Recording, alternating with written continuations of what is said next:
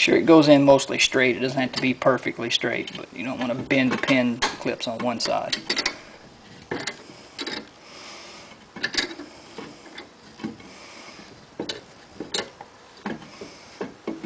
Alright, now those are in there.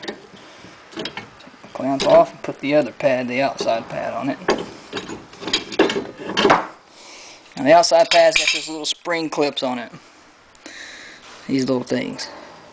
They have to be kind of spread apart so that you can push it down onto the caliper. You can see it's got raised lips on it that these have to go over.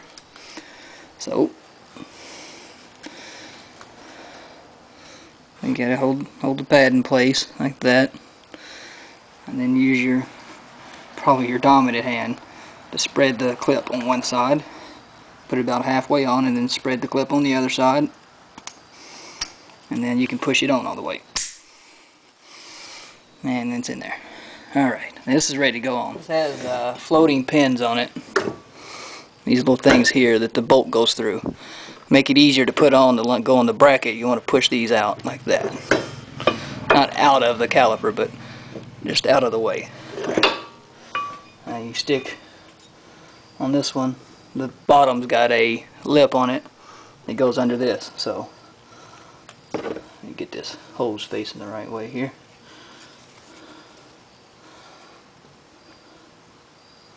So we'll start with the bottom, make sure the lip goes over the bracket there, and then slide the top in. You might have to push this floating pin on the top to get it to go down. Be careful not to pinch your fingers. And it's set on there, and we just got to get these bolts to line up on the back.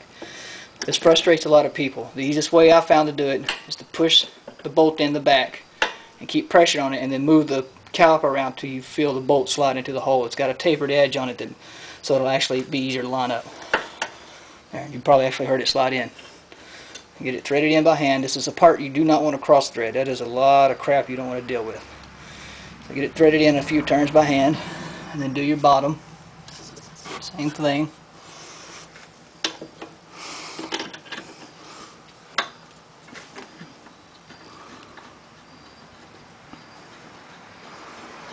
Now these don't have to be really tight, just snug. It's not really holding anything up, so it's only there to keep the caliper from moving around. So make sure you have your wrench going the correct way. Remember that you're looking at the bolt head backwards. So it's going to look like you're turning it counterclockwise when actually you're turning the bolt clockwise.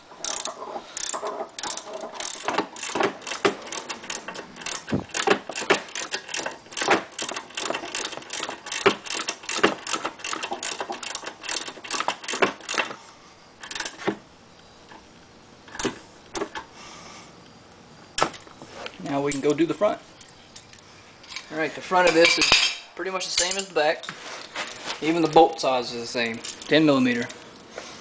That's what we're going to start with, removing these 10mm bolts that hold the caliper to the bracket.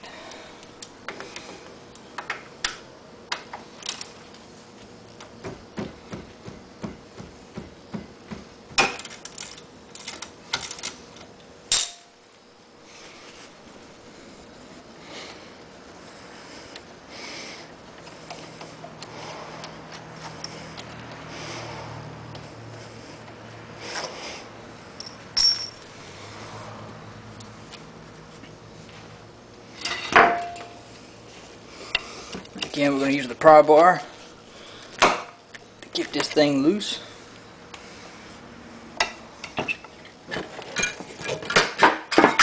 There we go. Alright.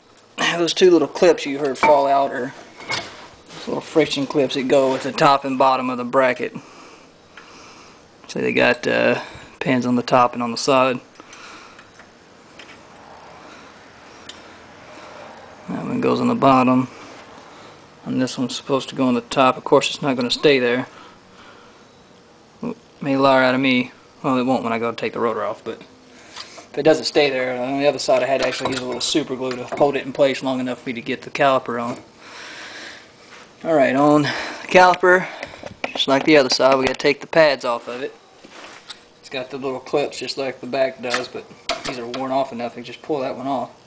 If it doesn't do that for you, you're going to have to use a screwdriver. And we want to leave this one in the top until we get the piston pushed back in, which we're going to do with our C-clamp again. Pull this upper pad out of there. Now, I don't have to take this rotor off, but I'm going to show you how to do it. I'm not going to actually take it off because I'll have to hit it with a hammer to get it off of here, and that would kind of mess it up. This one doesn't have an overlapping bracket. Some of them have a bracket that comes out and around. You have to take the bracket off. This one doesn't have that, so all you have to do is just like in the back, just hit it, turn it, and hit it until it comes off. So now we can put the new pads on. I want to make sure your piston's not cracked. That wouldn't be very good.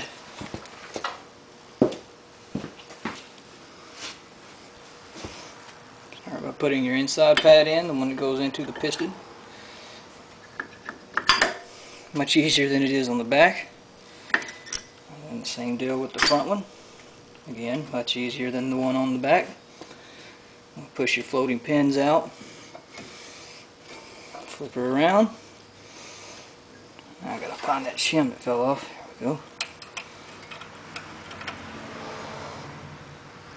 Stick this thing back on.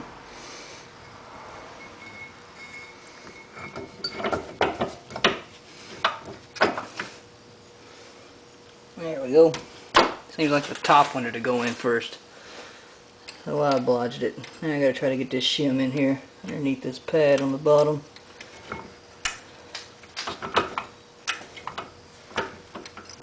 And of course, for some reason, that makes everything not work. That floating pin just keeps getting caught on stuff back here.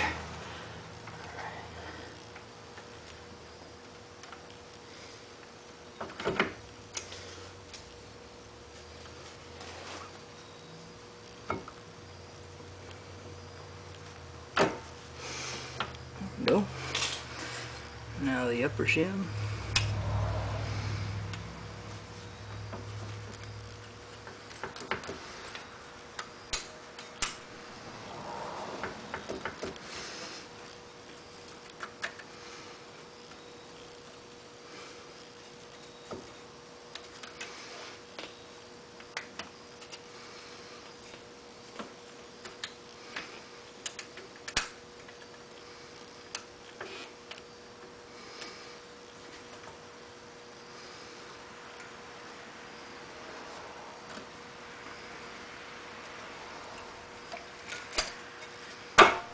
Go.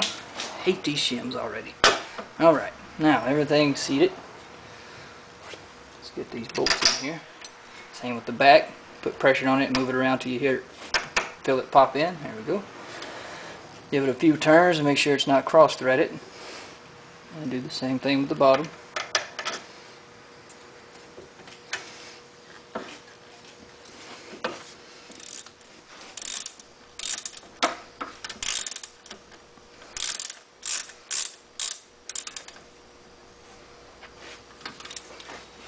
And there you go. Since this is a hydraulic system and you push that piston back in, it takes the pressure out of it. So after you put your wheels on, make sure you pump the brakes until you feel them build pressure. Otherwise, the brakes aren't going to work the first 2 or 3 times you push them, and then you're probably going to run into something. So put your wheels back on, set your car back on the ground, and enjoy the money you saved doing this yourself. Maybe you could send a little my way, huh? Alrighty, good luck.